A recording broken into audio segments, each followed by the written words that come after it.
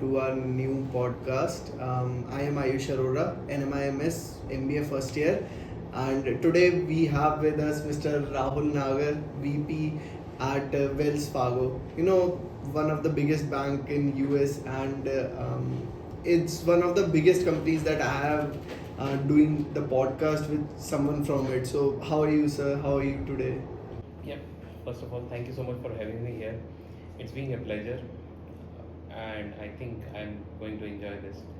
From a computer science background to this people relations, and what's your journey been like? So yes, I initially started as a developer. I was, and I still am, a lot interested in technologies.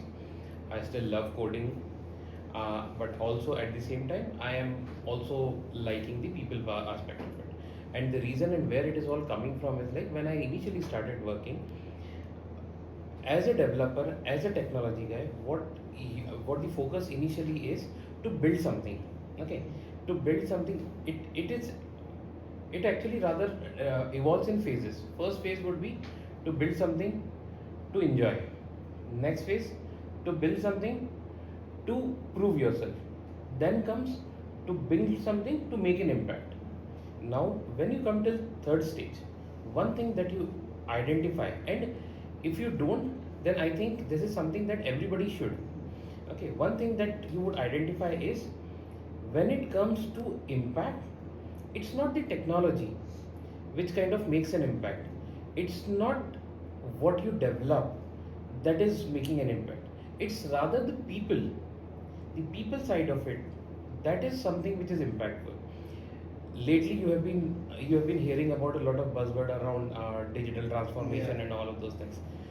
Digital transformation, it's like one of the myth, I would say, in the industry, is that digital transformation is more around the technology. Actually, if you ask me, okay, I'm not undermining technology, but more than technology, it is the people aspect which is important for any transformation, I would say. And that's how slowly, when I got to that threshold, when I started to realize that it's not what eventually what I want to deliver is an impact. That is when I realized it is not going to be technology that will hold my hand till the end. It is actually going to be people in along with technology which is going to make the overall impact, and which is going to take me where I want to be, or where I want this entire journey to take. And when I say journey, it's like it's all the small bits and pieces, the milestones that you kind of chase. So that's where I realized that this is where I want to be, and slowly I started getting myself into it. So basically, if we talk about people, what is it in a deeper perspective? It's everything. See, if we talk about technology, okay, I will again start from there. Okay, first of all, any solution that you are building, okay, if you want an impactful solution, if you want a sustainable solution, if you want adaptability of that solution, all of these things, the key pillar behind all these things is are people. Okay, be it inside or be it the consumers. It is where that is where, like for example, if I develop a solution but there is no adaptability of that, okay, nobody is ready to adapt out there in the market, or for that matter even within the organization. I develop something and people are like, now they just discard it. It will not even make sense for me to go ahead and develop that. Okay, and even if I do, it will be trashed. If we have to, that is where the people part come into picture, and that is where we need to strategize as well. Like lately, for example, since this has been like the latest transition which is happening with AI, one of the significant aspects of AI is, like, we talk about adaptability, we talk about scalability. None of it is happening unless we have people rallying behind AI, unless we have people starting to adopt that, unless we have people who realize, who understand the value in it. Okay, and then number one is realizing the value in it, and number two, it's like, okay, let me give you an example, short example with AI. Okay, AI at the moment, the way it has been is like now people have started to adopt it. It is, I would say, just imagine a 2 or 3 year old child. He has a pen and paper in hand. Okay, unless and until you tell them that okay, what to write, how to write, basically the paper is going to be destroyed. Yeah. Okay, Waste. pen at some point is going to be destroyed. Okay, eventually what would be there is like we would be sitting with a trash paper and probably a broken pen or something like that. So there also, and same thing with AI. If we have people who are like lobbying behind it, who are ready to kind of regulate things, who are ready to bring in like governance, who are ready to build the guardrails, there is absolutely a significant chance that we probably might not succeed with AI, or we might have like larger failure rate before we succeed. Or as a few people say, I mean, I'm sorry, just will take 30 more seconds. As few people say, will the AI bubble burst? Unless and until That's what yeah. I was gonna ask. Yeah. Because the AI, I have been reading some reports. There was some report from McKinsey as well. The AI bubble is gonna burst in 2028 or 29 probably. And what's the story behind it? Because what we have seen that people are adapting AI right now. Most of the companies in India, or if we say in the Western world, that companies are adapting AI. But what's the fuss about it then? The bubble what we are talking about is gonna burst. Yeah, and that's a very good question. First of all, when we talk about AI and when we talk about like the bubble and like bursting and all of this, one thing that we have to understand is there are a lot of factors which is involved here. Number one, how do we use it? I briefly touched upon like regulation that we need to build, governance that we need to build, certain guardrails that we need to build. Okay, so it is like this is the very basic of it. So you first have to create the structure. Okay, then start building on top of it. When we don't get that foundation right, or when we don't get the design right, that is where eventually there is a high bit of chance. And by the way, that is where that people factor is also coming in. Like how do they adopt, how do they start realizing that what are the value in it, and how much we should go ahead with it. So that's where, if that kind of fails, that is where I see that probably that is where certain a segment of the industry is still seeing it as which is a potential with any emerging technology. Unless and until we get it right, obviously there is a high bit of chance that it might as well fail. Yeah. And that is where that entire discussion is heading. So I was reading somewhere that the money what is coming to AI is just going all around. I'm not gonna name companies into it, but some companies what are doing, they just put some money into R&D by that company, and then that company puts the money back into the original parent company. So I think in the finance perspective, I think this is gonna be the bubble what we are talking about, what I think. But this same thing happened when the dot-com thing happened, the computers, the early 2000s, when the software engineering field was getting up. So that time, that field is one of the most of the jobs in India are in software engineering or in CS only. But in the near future, do you think that this can be the same fate for AI as well? Okay. Here's the thing. Number one, first of all, and it is like I said, it is with any new technology, any emerging technology, we need to understand, we within the industry have to understand that how are we going to strategize the implementation. Okay, unless and until we get that right, what might as well happen is there are things which we might not be able to adopt correctly. Like we are talking about that, like when the dot-com buzz, and then like the internet page in, and then and I'll tell you one example. So my father worked with one of the nationalized banks. Okay, and after a significant tenure that he had, suddenly one day it was like they got to know that the entire banking sector is getting like going to be digitalized. Okay, there are going to be like these computers all along. Okay, few years before that, my brother and I, we had obviously like we had computer at home. I used to tell my dad like, why don't you just start learning it? And one thing that he always told is, that's not my cup of tea. 1 or 2 years down the line, that same cup of tea was there on every desk in the bank. Yeah. And eventually they had to. Okay. Now the thing is, even at that point, and I'm sorry, I don't have the numbers, but there were a lot of people from the nationalized banks, which was like, there was a flood of VRS people were taking. Voluntary retirement they were taking. They were like, okay, our job is over, we are done. But that's not how it was.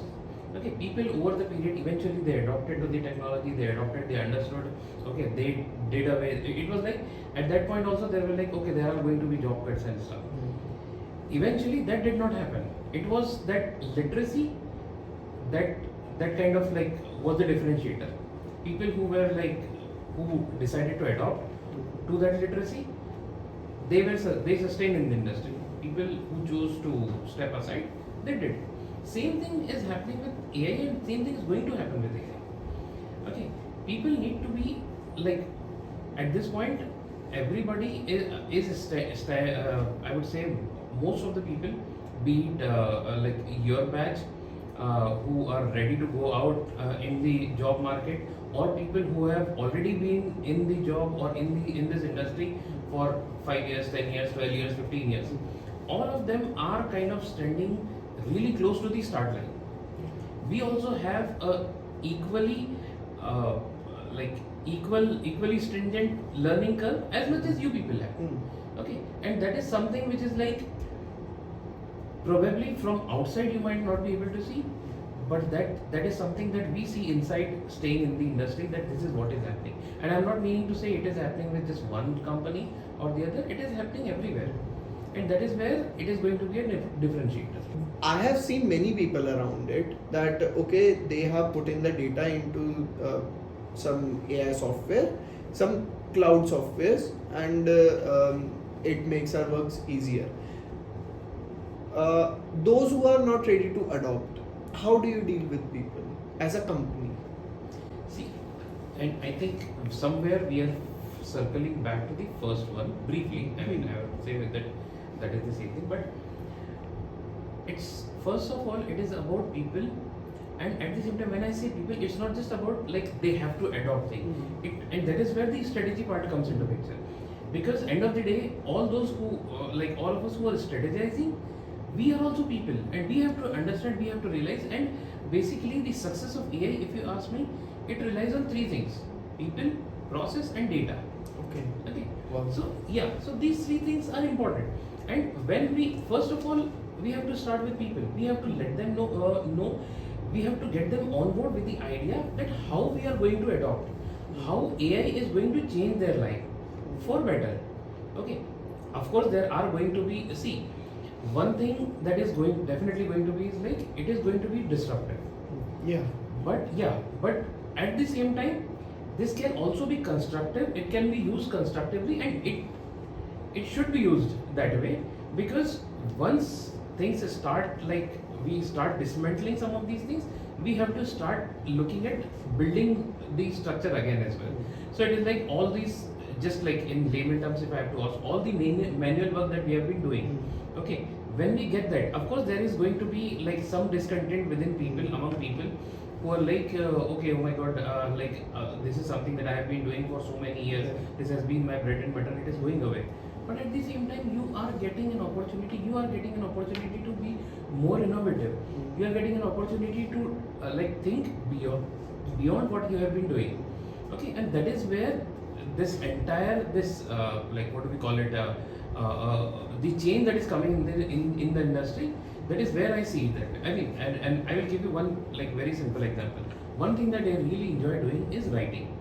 Okay, now today, and it can be anything. It can be story writing, it can be like journals, It might as well be, I mean, you might as well like laugh at it, but I enjoy writing my emails as well. I have to write that, right?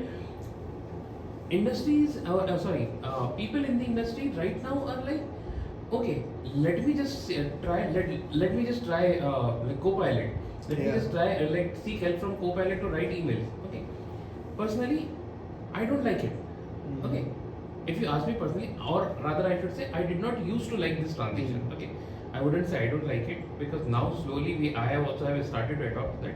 The reason being, I'm like, this is one of these things which I used to enjoy, and basically it has been taken away from me. But now slowly I started to realize the value in it. What I am realizing is there are a lot of things which are basically mundane in nature. I don't have to just sit there and do those things.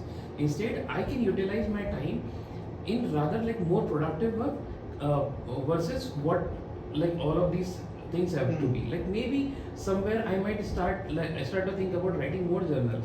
I might as well start to write more stories. And by stories, I do not really mean text stories. I will write, like I'll write like writing other stories as well. So this is where we have to see like how you want to streamline that open capacity that you are creating for yourself. I want to talk about jobs first, because this is the biggest question what everyone Right. is asking. Ki, what about the jobs? Because India is the world's largest populating country, and India's unemployment rate has gone up in the last 2 years. What do you think? One of the reason is AI. Okay, and is it gonna continue this way? Because most of the people in India, in labor working class, in the blue collar job.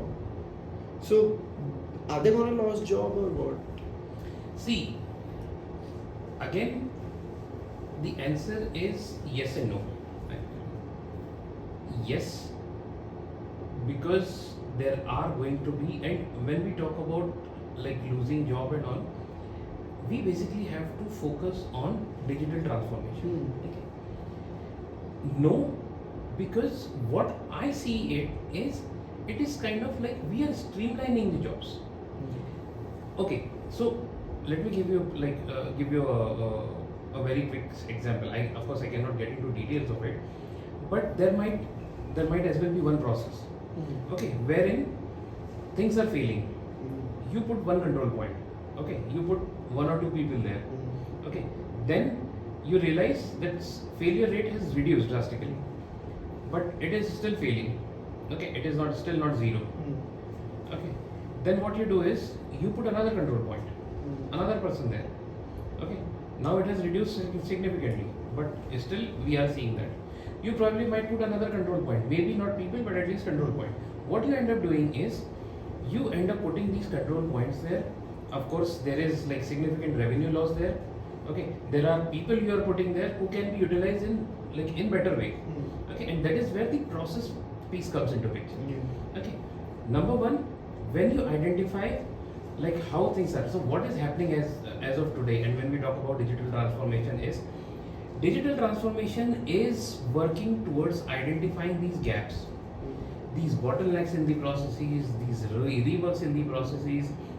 What are the pain points? How we can fix it? And what we realize through this entire exercise is there is significant, I would say, opportunity for optimization that is there, be it in terms of processes, be in terms of people. And when it comes to optimization, by the way, what it also happens is like the example that I talked about, those three people who are there for for the control points. Imagine how much they have been they would be utilized on a daily basis. Of course, their utilization is going to be really less. And are we doing justice with their talent? Are we doing justice with what they have learned or what they can learn over the period on the job? Probably we are not. And that is where the entire scene is changing, wherein people are like, okay, this is something that we need to change, this is something that we need to optimize. And when I say people, I'm actually talking about the people in the organization. Okay, at the leadership position, they are like, okay, we need to fix this, so that it's not because they want to call it out that, hey, you know what, you are just working say X number of hours a day, you have this much open capacity in a day. No, they want to make sure that they are utilizing them in the right way. Okay, and of course, if they are not utilized in the right way, of course there would be like repercussions or consequences of it. But the primary focus is not those consequences. The primary focus is to make sure that we are optimizing the entire workforce in the right way, and that is something which is, I believe, is like it hasn't been seen at people at grassroots root level in with the right lenses. They are like, okay, this is where we are losing jobs and things like that. So that is basically the perspective that is changing. Or So as a manager, we are as an MBA, we think we are the next future managers. Okay. How can a manager can optimize his or her team in a way that they are optimally utilized and they are not overworked, and they think about their uh, team personnel as well? How to manage that as well? Because I have seen managers that some are very micromanaging kind of way, and some are very okay. You are doing your work. I am getting the results. I am happy with it. Okay. How to manage that as a manager? Okay. So again, one thing that as a manager, all of you should keep in mind is like today we are living in a world of data. Okay. We have ample data available. We have entire digital system which is kind of like which is helping us get the insights that we need about our team as well. Okay, number one. Now, how to use that data is where I would say a manager's skill come into picture. Okay. Remember where we started talking about people. Yeah. One thing as a manager we all should keep in mind is the people aspect of it. Okay. How I can make sure that I am doing the right thing for them. How I can make sure that I am making sure that I am utilizing them the right way. Okay. Next, when you have that objective in mind and then you start using the data, you know that you can use that data in the right way. Okay. You can get that insights. You can see that okay, where are the pain points, where are the things. And when you talk about being a manager, and you also mentioned about like overwork. Yeah. Yeah. Let me break this myth that is there, that there are, rather I would say, very few teams, if at all there are very few teams, probably in like I would say less than even 5% in any industry or any company who are overworked. Individual, yes, every team will have. Teams, very few of them would be there. And at the same time, when you have it, if at all you come across any of these teams, that is when that is where your game comes into picture. How you identify, how should you fix that? One, of course, like the simplest way out is to hire more people. Okay. What are the other ways you can do it? Are there any additional things? And remember, we briefly discussed about the workforce thing. The other aspect of that is like the process thing. When you have, and since we have all the data in the world to understand like how the process is going and all of those things, looking at the process, looking at the identifying those insights, how you can pick understand what are the gaps in the process, and when you start fixing those gaps, that's another way of reducing the burnout for your entire team. Okay. Or for individuals. Can you tell some strategies how to do it? Yeah, sure. So, as we were briefly talking about, Yeah. there are kind of data that is available. There are kind Okay, of technology. okay, which is let me available. make it easier for Okay. you. There are 5 people in a team. Mhm. 2 are doing mostly the work, and as a manager, I know 2 are doing okay. They are doing their work. If the shift is for 8 hours, they are productive 3 hours, 4 hours, and there's one guy who's really not working, but all the credit is going to him because he has some personality, or how do you tackle as a manager? How do you make sure that the people who are working are in the limelight? Okay, that's an interesting one, and that's, I think, a tactical question. Okay, so let me break this for you then. So there is this guy who is getting all the credit, Yeah. working the least. Yeah. Okay, there is another set of people in your team who are working a lot. Hmm. Okay, being a manager, you are aware of it. Yeah. Okay, first thing that you need to do is you need to make sure that there is redistribution of work, there is identification of the capability. You need to, as a manager, you need to have a capability matrix of your team, so you know what are the capabilities that my team possess. Second thing, is it aligning with the work that we are doing? Is it aligning with the business objective that we are serving? Yeah. If yes, then the entire task becomes simple. You just have to redistribute the work. Hey, you know what? You are managing these X number of tasks. Okay, you from tomorrow you will manage X by 2. The other half of the task that you are doing would be assigned to that. However, having said that, it's not always that easy. Yeah. Okay, depending on there are like complex equations to that. There are capability gaps there. There are like other stuff which are involved. Okay, there might as well be like working style. Some people are like really fast. They can just finish work in like no time, and they are like, okay, boss, I'm done. Okay, and then there would be people who are like, and nothing wrong with that, but they're like, they are detail oriented. They're like, okay, let me just. They like doing things nice and easy. They like to deliver things with quality. Not that the other one is not, but Yeah. they are like, okay, let me make sure that the quality of the work that I am delivering is like really good. So these kind of things, these kind of factors also come into picture, and that is where you will have to like look into the entire scenario, entire situation, and then you will have to identify that how can I redistribute the work. Second thing that is there is you need to make sure, and that is like the most important aspect, is the motivation, is the recognition. People who are working, you need to make sure that they are getting recognized. Okay, and I tell you one thing, that over the like through the course of the period that I have been working, I have been like I would say lucky enough to be working with the leadership who ensured that the right people are getting credit.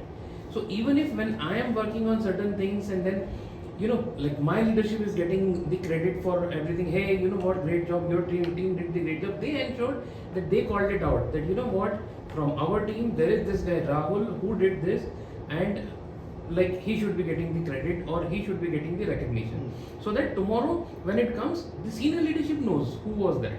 Okay, so that kind of immediately like shift the equation, so that one guy that we have been talking about, once he gets to know that okay, it's only the work which is getting recognized, not the aura that I carry, not the personality that I carry, immediately that shifts the equation, like the balance that shifts.